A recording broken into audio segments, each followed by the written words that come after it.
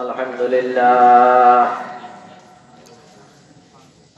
لله نحمده ونستعينه ونستغفره ونؤمن به ونتوكل عليه ونعوذ بالله من شرور أنفسنا ومن سيئات أعمالنا. من يهده الله فلا مضل له ومن يضلله فلا هادي له. ونشهد أن لا إله إلا الله وحده لا شريك له. ونشهد أن سيدنا ومولانا محمدا عبده ورسوله. أما بعد فأعوذ بالله من الشيطان الرجيم. بسم الله الرحمن الرحيم. واتقوا يوما ترجعون فيه إلى الله ثم توفى كل نفس ما كسبت وهم لا يظلمون.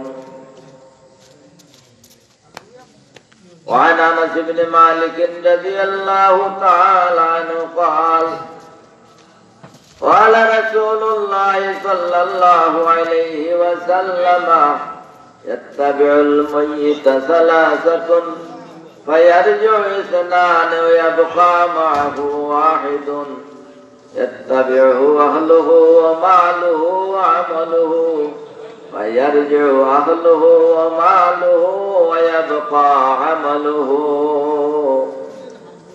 اللهم صل على سيدنا ومولانا محمد وعلى آله وصحبه وبارك وسلم. اللهم صل على محمد وعلى آل محمد كما باركت على إبراهيم وعلى آل إبراهيم إنك حميد مجيد. اللهم بارك على محمد وعلى آل محمد كما باركت على إبراهيم وعلى آل إبراهيم إنك حميد مجيد.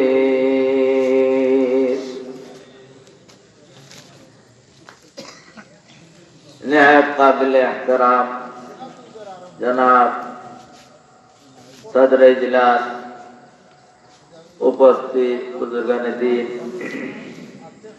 अल्लाह पाकेर शुकुर या रब्बुल आलमीन ने अपनारे हमारे दारुल हदीस मदरसा जलसा शरीक और तौफीक दिसन अंतरेर अंतःस्थल থেকে আল্লাহ শুকর আদায় করি আলহামদুলিল্লাহ।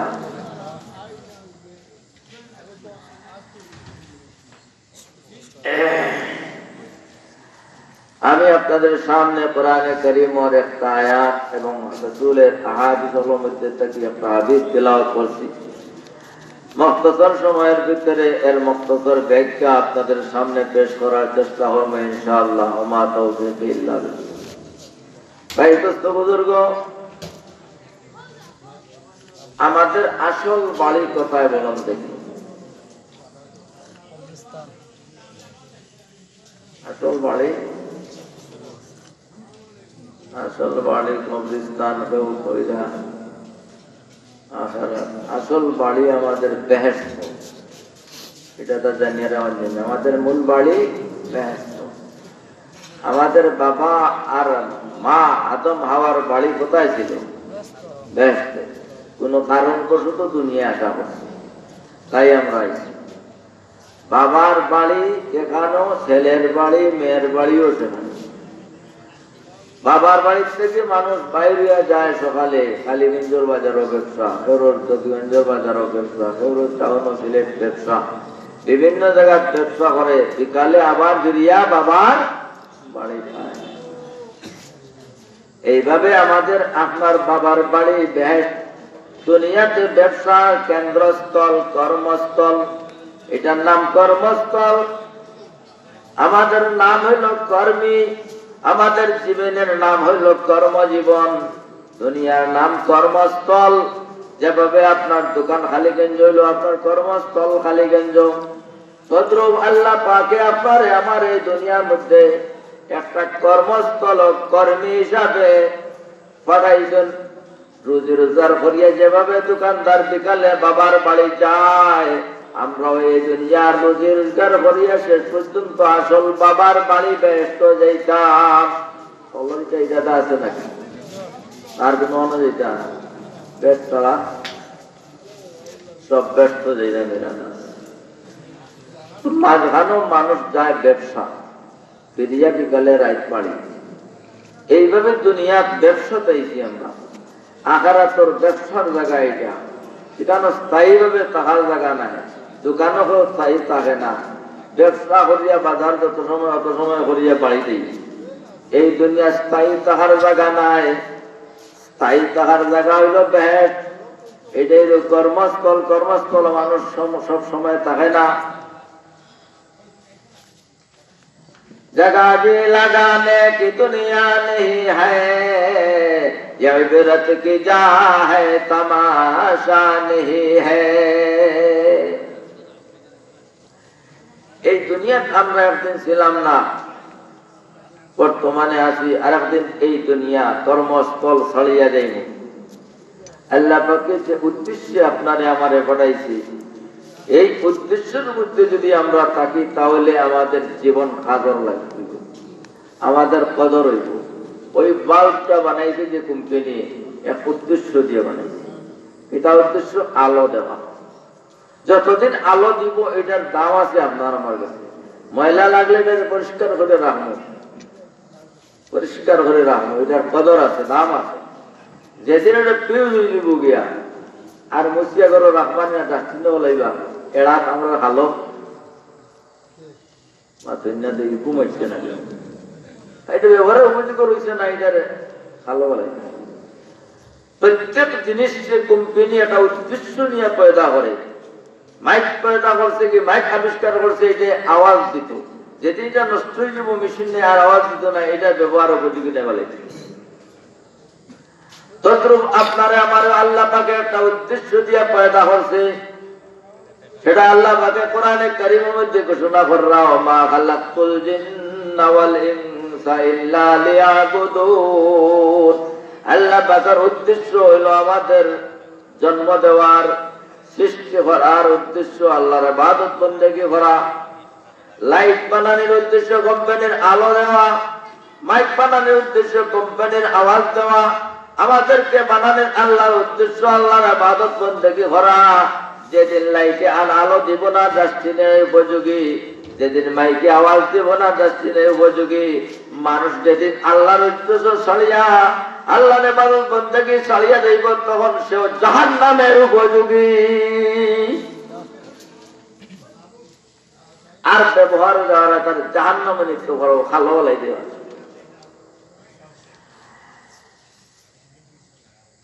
এই ইবাদতের ক্ষেত্র হইল এই দুনিয়া। এই দুনিয়া সরি একদিন যাওয়া লাগবো।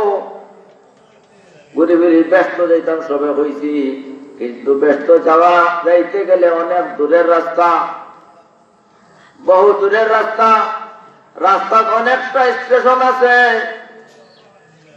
সবচেয়ে বড় 3টা স্টেশন, 3টা ঘাটি আছে। এই 3 ঘাটি অতিক্রম না করিয়া ব্যস্ত যাওয়া তোর পক্ষে সম্ভব নয়। এর মধ্যে প্রথম ঘাটি কবরের ঘাটি, 2 নম্বর হলো হাসরের ময়দান, 3 নম্বর ফুলসিরাত, এরপরে বেহেশত। এই 3টা ঘাটি অতিক্রম না করিয়া ব্যস্ত যাওয়া সম্ভব নয়, বাবার বাড়ি যাওয়া সম্ভব নয়। এর মধ্যে সবচেয়ে কঠিন ঘাটি হলো কবর। যে মানুষ কবরের গাড়ি পাশ করিলেই কবরের পরীক্ষায় তার জন্য সামনের গাড়ি হল সহজ হয়ে যায়, আর কবরের গাড়িতে আটকা পড়ে তার জন্য সামনের গাড়িগুলো আরো কঠিন হয়ে যায়। এই জন্য কবর দেখতে হয় ওসমান রাদিয়াল্লাহু তাআলা এত কান্দিতা, দাঁড়ি পর্যন্ত ভিজিয়া পানি দিত। কেউ প্রশ্ন করল, আপনি ব্যস্ত যখন আলোচনা করিয়া এত খান্দন না, কবর দেখলে এত খান্দন কারণ কি? ফরমান কারণ হইল গিয়া আমার হাবিব জনাব মুহাম্মদুর রাসূলুল্লাহ সাল্লাল্লাহু আলাইহি সাল্লামের ইরশাদ ফরমাইছেন, আল কবরু আউয়ালু মানজিলিন মিন মানাজিলিল আখিরাহ। আখিরাতের গাড়ির মধ্যে সর্বপ্রথম গাড়ি কবর। এই গাড়ি যদি কোনো মানুষ আটকা পড়ে যায়, তার সামনের গাড়িগুলো আরো কঠিন হইব।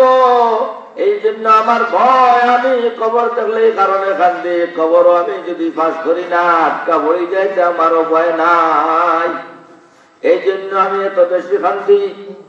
আল্লাহ নবী সাল্লাল্লাহু আলাইহি সাল্লাম একদিন হুজরাত থাকি আওয়াজ শুনলা, কিছু সাহাবায়ে কেরামে মসজিদে কিছু উচ্চ স্বরে হাসা আছে বলরা। আপনারা যারা হজ গেছেন দেখছেন, মসজিদে নববীর ওয়ালের লগে আল্লাহ নবীজির রওজা, এইটা হযরত আয়েশা সিদ্দিকার রুম আছে। এই রুমে হুজুর আর সাহাবায়ে কেরাম ওয়ালের লগে লাগাইতো মসজিদ, ওনা কিছু উচ্চ স্বরে হাসিতে আসেন। এই হাসার আওয়াজ শুনি আল্লাহ রাসূল রুম থেকে বাড়াইয়া মসজিদে আয়া কইলা, হে আমার সাহাবায়ে কেরাম, আকসিরু যিকরা হাযিহিল লাযযাত আল মাউত। হে আমার সাহাবায়ে কেরাম, তুমি দেন বড় হাসরাই, তুমি তাই এমন জিনিসটা স্মরণ করো যে সহজে জিনিসে লজ্জতার ইন্টারেস্টে মিটাইতে হাসি আর মুখে দিয়াইতো নাই, সেই জিনিস হলো মৌত। মৌতরে তুমি তাই স্মরণ করো, হাসি আইতো নাই। লজ্জাতার ইন্টারেস্টে যে কর্তন করে দিলা, তুমি তাই বেশি বেশি হাসিও না, তুমি তাই মৌতের বেশি বেশি স্মরণ করো। কইয়া আল্লাহ রাসূল সাল্লাল্লাহু আলাইহি সাল্লামে ফরমাইলা, হে আমার সাহাবায়ে কেরাম, কবরে প্রত্যেক দিন এই কথা ঘোষণা করে, কবরে প্রতিদিন ঘোষণা করে যে মানুষ তার ভিতরে যাইতা তার প্যাসেঞ্জার, এই প্যাসেঞ্জারকে প্রতিদিন কবরে ঘোষণা দেয়, আল্লাহর ওলি তুমি আমার ভিতরে যে মরার ঘরে আইবা, সাবধান হইয়া আসো, আমি কি আমার পরিচয় নেও। আনা বাইতুল গুরবাতে, আনা বাইতুল ওয়াহদাতে, আনা বাইতুত তুরাব, আনা বাইতুদ দুর। এ আমার প্যাসেঞ্জার, সাবধান হইয়া তুমি আমার মধ্যে আসো, আমি অপরিচিত ঘর। আনা বাইতুল গুরবত, অপরিচিত ঘর। এখানে কোন মানুষ তোমার পরিচয় পাইতে নাই। বিদেশ পাইতেও মানুষ যায় যদি, আর দেশের একজন মানুষ নাই, সেই দেশের ভাষাও সে বুঝে না, তার ভাষাও কেউ বুঝে না, আত্মীয়জন কেউ নাই তার কথা বুঝাইবার মতো, তার মনের ভাব প্রকাশ করার মতো কোন মানুষ পায় না। মানুষের মন তখন দুর্বল হয়ে যায়, কি হ্যাঁ কই এইলাম যে আমার একজন মানুষ নাই, আমার কথা বুঝে না, তার কথাও আমি বুঝি না, আমার আত্মীয়জন কেউ নাই, মানুষের মন দুর্বল হয়। তদ্রুপ কবরে কয়, আমি অপরিচিত ঘর, তোমার সঙ্গে কেউ নাই, তোমার পরিচিত কোন মানুষ হইবে না, আমি বাইতুল গুরবত, অপরিচিত ঘর, আমি বাইতুল ওয়াহদাত, আমি একা নির্জনে থাকার ঘর। মানুষ একা নির্জনে থাকতে পারে না, পরিবেশ ছাড়া মানুষ বাঁচতে পারে না। একটা গ্রাম, বিভিন্ন জাতের মানুষ, গ্রাম ভরা, প্রত্যেক বাড়িতে মানুষ, এর ভিতরে আপনার আমার বাড়িও আছে, থাকতাম পারে, পরিবেশ আছে, সাহস আছে, কিন্তু যদি পুরা গাঁও থাকে সব মানুষের সরকারে পুলিশে তাড়াইয়া দেয়, আস্তামি এগুলোর ভিতরে একজন মানুষ নাই, সব তাড়াই দেয়, আর একজন মানুষ হয় তুমি থাকো, এই মানুষ একা থাকতে পারতো না, জড়াইবো থাকতে পারতো না। কারণ ই বেটায় হে তার ঘর তার বউ লইয়া থাকে, লাগা ঘর হুয়া তার বউ লইয়া থাকে, আরেক ঘর আরেক হুয়া, আরেক ঘর আরেক পুড়ে আর হরুম, এইভাবে একটা পরিবেশের ভিতরে মানুষ থাকে, সাহস থাকে, কিন্তু পুরা গাঁর মধ্যে একজন মানুষ নাই, একা একজন মানুষ থাকতে ভয় পায়। কবরে কয়, আমি ওভাবে একা নির্জনে তাহার ঘর, পরিবেশ হইতে নাই, তোমার বউ বউই হইতে নাই, ছেলে মেয়ে হইতে নাই, অগর হগরের মানুষ হইতে নাই, বাড়ির সে বাড়ির মানুষ হইতে নাই, আনা বাইতুল ওয়াহদাত, আমি একা নির্জনে থাকার ঘর, সাবধান হইয়া তুমি আমার মধ্যে আসো, তোমার সঙ্গী নিয়ে আসো, সঙ্গীকে নেকামল সঙ্গী নিয়ে আসো, নতুবা আমি একা থাকার ঘর। আনা বাইতুত তুরাব, তুমি যে বিল্ডিং গো থাকো, তুমি যে জাজিমও ঘুমাও, কত বড় জাজিম, কিটা টাইস লাগাই কর, মোজাইক লাগাই করো, তুমি আসো কি জাজিমও ঘুমাইতে আসো, কিন্তু আমাকে চিনো, আমি কবরকে। কিছুদিন পরে তুমি আমার ভিতরে আসবাই, আমি হইলাম মানা পাই তুরাব, আমি মাটির ঘর, কোন বিছানায় কেন কেউ দিবে না। আবার সকাল হইলে পেকর মধ্যে পানির মধ্যে শোয়া যাইবা, কোন বিছানা নাই, আমি মাটির ঘর, এখানে তুমি থাকতে হবে। আরো আমার পরিচয় নেও, আনা বয়তুদ্দুর, আমি কিড়া মাকুড়ার ঘর, আমি পোকা মাকুড়ার ঘর। কি আরামে দুনিয়ার তুমি আসো, তোমার একদিন কবর যখন রাখা হইব, তোমার বডির মাংস বসিব, পায়খানার কিড়ার মতো কিড়া হইব, ওই কিড়ায় তোমার মাংস খাইব। ওই ঘর আমি আনা বয়তুদ্দুর, তুমি সাবধান হয়ে আমার মধ্যে আসো। আল্লাহ নবী সাহাবায়ে কেরামদের যে হাসার দেখে হইলা তুমি দিন হাসরায় আকসিরু যিকরা হাযিহিল লাযাত আল মউত, এরপরে হইলা কবরের এই অবস্থা। আর আল্লাহ ফরমায় মুমিন বান্দা যখন মারা যায়, যখন তারে কবরের মধ্যে রাখা হয়, কবরে তখন মারহাবা হয়, মারহাবা আহলান, মারহাবা আহলান, ধন্যবাদ, ওয়েলকাম, মারহাবা, তুমি আইছো, তোমার আহাল আইছো, তোমার হ্যাঁ কোনো ভয় নাই, তুমি নিশ্চিন্ত মনে থাকো। পৃথিবীর বুকে, আমি জমিনের বুকে যত মানুষ চলাফেরা করতো, সবচেয়ে তুমি আমার কাছে প্রিয় ছিলে। আজকে যখন তুমি আমার সুপুর্দ হইছো, দেখো আমি তোমার সাথে কি আদরের ব্যবহার করি। খবর প্রশস্ত হয়ে যাইব, চতুর্দিকে চক্ষুর দৃষ্টি শক্তি যত দূর যায়, তত দূর কবরের ঐশ্বর্য যাইব।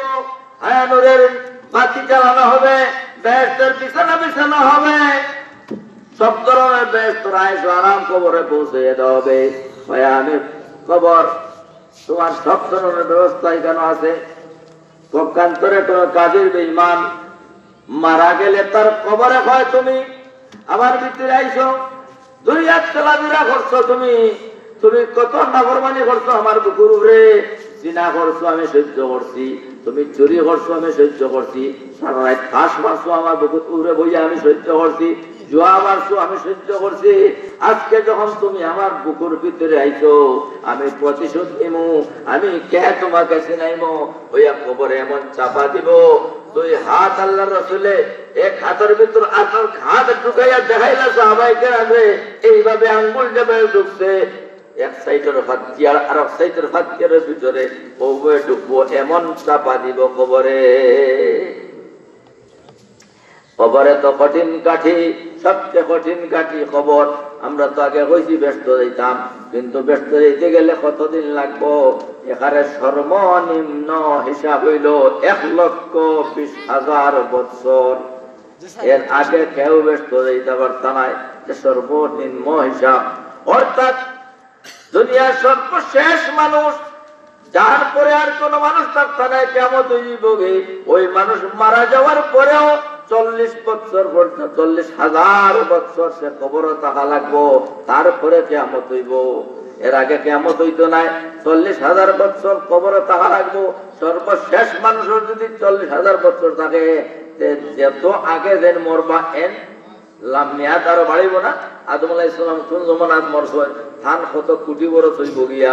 সর্বশেষ মানুষ মরার পরেও 40,000 বছর কবর থাকার পরে কিয়ামত হইব। পাইলে কবরের জিন্দেগি একেবারে নিচে ফেলার কম 40,000 বছর। তারপরে যেদিন হাসরের বিচার কায়েম হইব গে, এই দিনের লম্বা কতটুকু আল্লাহ ফরমান, কানা মিকদারুহু 50 আলফা সানা, 50,000 বছরের লম্বা। হাসরের ময়দান 50,000, কবর হইল 40,000, 50 আর 40 কত হইল? আসুন না আমার লোকে অঙ্ক মিলাই না কেন, 90 হয়েছে। তারপরে বিচার শেষ হওয়ার পরে আপনি ব্যস্ত যাইতে হইলে, ব্যস্তর উদাহরণ হইল দুজক, একটা সুরমা নদী, আর উপরে দিয়ে একটা ফুল আছে, সুরমা নদী ফারো বেশ, আর তলে দুজক, দুজকের উপরে দিবে ফুলসিরাত, দুজকের উপর দিয়া ফুলসিরাত। আইছে আল্লাহ কইছেন, কোরআনও হয়েছে, প্রত্যেক মানুষ কিন্তু এই ফুলসিরাত অতিক্রম করতেই হবে।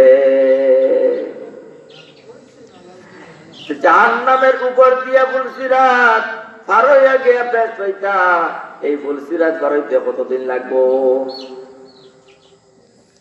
বুঝলেন যেমন ই ওয়াজ করবি না জীবনে রবিগঞ্জের মানুষের তো এটাও জানার কথা ফুলসিরাত 30,000 অবস্থা নেই ঠিক আছে মাতুন না কেন দেও আব হইল 10,000 লেভেল হইল 10,000 ডাউন হইল 10,000 ফুল সুজা থাকে নি সিলেট গেছিল না ফুল পয়লা উপরে দিয়ে উঠে নাই বাতে সমান বাতে গিয়ে নিচে দিলাম ও উপরে দিয়ে উঠে আব হইল 10,000 সমাতল 10,000 ডাউন 10,000 3,10,30,000 বছর ফুলসিরাত ও বড় 40 আসর ময়দান 50 40 50 90 তারপরে ফুলসিরাত 30 90 আর 30 1,20,000 বছর অতিক্রম করার পরে ব্যস্ত যাইবা সর্বশেষ মানুষ যেন মারা যাইবা তাই যত আগে যেন মরবা থান মেয়াদ আরো লম্বা হইব ব্যস্ত যাওয়া তো সহজ নাই এত কঠিন লম্বা রাস্তা অতিক্রম করতে হবে কবর বড় কঠিন জায়গা বড় কঠিন জায়গা বড় কঠিন জায়গা কবরের হিসাব করে দিতে পারে না কোনো মানুষ তেমন আটকিব সামনে আর কোনো ঘাট সে আর অতিক্রম করতে পারতো না আর কবরের ঘাটে ফারে দিতে পারলে সামনের ঘাট আসান হইব কবর হইল গিয়া অন্য একটা জগৎ আমরা হই না ইহকাল পরকাল ইহ জগৎ পর জগৎ এইটা এক জগৎ এটা আরেক জগৎ এইটা এক দেশ এটা আরেক দেশ এক দেশ থেকে আরেক দেশ মানুষ যাইতে গেলে কি লাগে কেউ বুঝি আমার ওয়াজ বুঝে না আমি তো যোগ্য ব্যবহার করি দুর্বা গেলে না হতাশা ব্যবহার করছে এটা তো বাড়িতে এক দেশ থেকে আরেক দেশ থেকে গিয়া ভিসা লাগে পাসপোর্ট লাগে পাসপোর্ট ভিসা ছাড়া কোনো মানুষ বিদেশ যাইতে পারবে না না ও ভাই চণ্ডীনগরের ওবাই ভার হইয়া গিয়া কিনা কিন্ন খালোর ওবাই ভার হইয়া থাকছিলের ওবাই গিয়া করবানি বিডিআরেও ধরবো বিএসএফেও ধরবো এক দেশ থেকে আরেক দেশে যাইতে গেলে তার নিয়ম হইল কি আপনি পাসপোর্ট করিয়া শুধু পাসপোর্ট করিয়া যাওয়া যায় না যে দেশে যাইতে হবে সেই দেশের ভিসা পাসপোর্টে লাগাইতে হবে ভিসার সেল লাগাইতে হবে না তো হল লন্ডন গেলে গেলে আলমপুর গিয়েও পাসপোর্ট অফিসও পাসপোর্ট এখন করিও গেলে গেলে লন্ডন যতক্ষণ লন্ডনের ভিসা লাগবে না লন্ডন যাওয়া হবে না শুধু পাসপোর্ট করলেও বিদেশ যাওয়া যায় না যে দেশে যাইতে হয় সেই দেশের ভিসার সিল পাসপোর্টে মারতে হবে এই দুইটা জিনিস ছাড়া ভিসা পাসপোর্ট ছাড়া যেমন অপর দেশে যাওয়া যায় না ইহকাল থেকে পরকাল কবরের দেশে যাইতে গেলেও ভিসা পাসপোর্ট ছাড়া যাওয়া সম্ভব নয় ভিসা পাসপোর্ট চিনছেন পাসপোর্ট হইল ঈমান আর ভিসা হইল আমল শুধু ঈমান হইলে হয় না শুধু পাসপোর্ট হইলে যাওয়া যায় না ভিসা লাগানি লাগে তদ্রুপ শুধু ঈমান আনলে হবে না ঈমানের উপরে নেক আমল করতে হবে নামাজ রোজা যাকাতের আমলের ভিসা লাগাইতে হইব এই জন্য কোরআনে কারীমে যত জায়গার মধ্যে আল্লাহ ঈমানের কথা কইছেন সাথে সাথে আমলের কথা কইছেন ইল্লাল্লাযীনা আমানু সাথে সাথে হলো আমিলুস সালিহাত যত জায়গায় ঈমানের কথা আইছে সাথে সাথে আমলের কথা আইছে আমল ঈমান আর আমল বিচার পাসপোর্ট উভয়টা না হইলে যাওয়া যায় না কবর একটা চেকপোস্ট ইমিগ্রেশন অফিস জিজ্ঞেস যাইতে গেলে অফিসে যাওয়ার পরে আপনার ভিসা পাসপোর্ট চেক করা হয় ফটো ঠিক আছে না ফটো হোল্ডার করিয়া দাঁড়াই গিয়া এগুলা চেক হয়ে গিয়া এই সময় যদি আপনার ভিসা পাসপোর্ট ঠিক থাকে ওকে হইয়া দিলেই বসিল মারিয়া আপনার পাস যদি বেতাল ধরা পড়ে আপনাকে অ্যারেস্ট করিয়া নিয়ে জেল হারাইব ফটো হোল্ডার করে যারাই গিয়া ছবি বদলিয়া যারাই গিয়া আপনাকে অ্যারেস্ট করা হবে তদ্রুপ কবরে রবি ইমিগ্রেশন অফিস আপনার চেকপোস্ট এক দেশ থেকে আরেক দেশে যাইতে গেলে গিয়া এই চেকপোস্ট আপনার ভিসা পাসপোর্ট দেখাইয়া যাইতে হবে কবর এই জগৎ এই অবস্থা একজন মানুষ আখিরাতে যাইতে গেলে কবর ঈমান আর আমলের ভিসা পাসপোর্ট দেখাইয়া যাইতে হবে যদি ঠিক থাকে ঈমান আমলের ভিসা পাসপোর্ট কবরে পাস্তিয়া নিয়া কি করব সার্কিট হাউসও আপনাদের সম্মানে রাখবো একজন বাংলাদেশের মন্ত্রী ভারত যাওয়ার ইচ্ছা বা ভারতের একজন মন্ত্রী বাংলাদেশ আসার ইচ্ছা যদি বাংলাদেশ আইন এই গেট পালনের পরে দায়িত্বশীল যারা একটা অফিস সার্কিট হাউস আপনাকে সম্মানে নিয়ে বসাইব, নাস্তা করাইব, তারপরে আপনাদের গন্তব্যস্থলে পৌঁছাইব। এটা অস্থায়ীভাবে একটু রেস্ট নেওয়ার লাগে এই অফিসও আপনারে রাখা হইব কি, স্থায়ীভাবে কেন নয়, স্থায়ীভাবে আপনার গন্তব্যস্থলে পৌঁছাই হবে। আর যদি আপনি বিজাফরপুর পাস হয়ে যায় গিয়া বর্ডার বিএসএফ এর ধরব, বর্ডার গার্ডে ধরিয়ে নিয়ে আপনাকে বান্ধিয়া তৈব অস্থায়ী এক জায়গা, তারপরে সরকারি আইনে সরকারাবাদী কেস দিয়া আপনাকে জেলে পৌঁছাইয়া দিবে। তদ্রূপ কবর জগৎ ভিসা পাসপোর্ট ইমান আমল নিয়ে আপনি যাইতে পারেন, তাহলে আপনাকে সার্কিট হাউসে কবরে নিয়া নাস্তা করাইবে, ব্যবস্থা রাখবে, যেখানে আল্লাহ রাসূল ফরমালেন কবরু ইম্মা রাউযাতুম মির রিয়াজিল জান্নাহ, কবর অস্থায়ীভাবে একটা জান্নাত সার্কিট হাউস, আপনাকে আপ্যায়ন করানো হবে, তারপরে স্থায়ী ব্যস্ত আপনার গন্তব্যস্থলে সসম্মানে পৌঁছাইয়া দেওয়া হবে। পক্ষান্তরে বিজাফরপুর শাহ যদি কোনো মানুষ যায়, বর্ডার রক্ষীরা অ্যারেস্ট করিয়া জেলে পরে, এই কবর হইল একটা জেলখানা। আল্লাহ নবী ফরমান হুফরাতুম মিন হুফুরিন নার, জেলখানায় বলতে। বাংলাদেশের কোন মন্ত্রী যাইতে পারবে না, এমনকি প্রধানমন্ত্রী শেখ হাসিনা যদি চান তাও তান্ডেও যাওয়া দেওয়া রাস্তা দেওয়া হবে না। বর্ডার রক্ষীরা তানে কইব ম্যাডাম আটকে ভিসা ফটুর দেখান, ভিসা ফটুর থাকলে ঠিক আছে সসম্মানে বাঁচতে হবে, ভিসা না থাকলে কইব ম্যাডাম আইনে আমরা আপনাকে দিতে পারি না, আইন প্রত্যেকের জন্য সমান। বাংলাদেশের প্রেসিডেন্ট অন্য দেশে যাইতে হইলেও তাই ভিসা পাসপোর্ট লাগানি লাগে, যে আমি প্রেসিডেন্ট আমার আর লাগবে না, এমন কোন আইন কোন দেশ নাই। তদ্রূপ কোন মানুষ এই কবর জগৎ ছড়িয়ে আখেরাতে যাইতে গেলে ইমান আমলের পাসপোর্ট ভিসা ছাড়া যাওয়া সম্ভব নয়।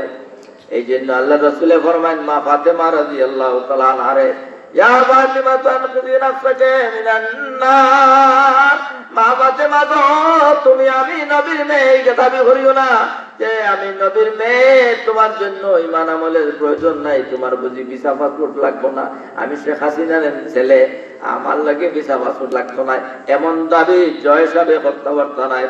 বলকে পড়ার রক্ষীরা তানে অ্যারেস্ট করবো, মারে হয় নবী আমি নবীর মেয়ে এই কথা দাবি করিয়া তুমি পারাইতে পারবে না। ফাতেমান কে যে নাফসাকে মিনান নার, আমি তোমাকে রক্ষা করতে পারবো না, তোমার ঈমান আমলে যাইতে হবে। হযরত ফাতেমা রাদিয়াল্লাহু তাআলা আনহার যেদিন মৃত্যু হয়, জান্নাতুল বাকির মধ্যে যখন দফন করা হয়, সাহাবায়ে কেরামে যখন মা ফাতেমারে দফন কররা, একজন সাহাবী তখন কবরকে সম্বোধন করে কইলা, হে কবর তুমি সাবধান, আজকে আমরা তোমার মধ্যে যারে রাখতেছি কে তুমি চিনো, বেয়াদবি করিও না কবর।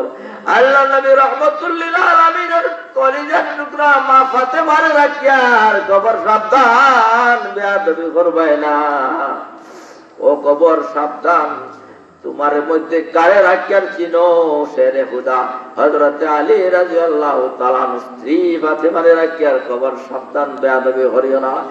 এ কবর সাবধান, চিনো তুমি কারে রাখিয়ার, হাসান হোসেন রাদিয়াল্লাহু তাআলা আনহুমার মা হযরত ফাতেমাকে রাখিয়ার কবর তুমি বেয়াদবি করিও সাবধান। একজন সাহাবী হইয়া সব উপস্থিত সাহাবায়ে কেরামে শুনতে পাইলা, কবর থেকে আওয়াজ আইলো, এই কবরে কয়, হে বলো না তুমি আমারে সাবধান করাই, শুনো শুনো তুমি শুনো, ফাতিমার পরিচয় তুমি দেখাই, আমি ফাতিমাকে চিনি না, নবীর মেয়ে ফাতিমাকে তাকে আমি চিনি না, শেরে খুদা আলী মার্তুজার স্ত্রী ফাতিমাকে আমি চিনি না, হাসান হোসেনের মা ফাতিমাকে আমি চিনি না।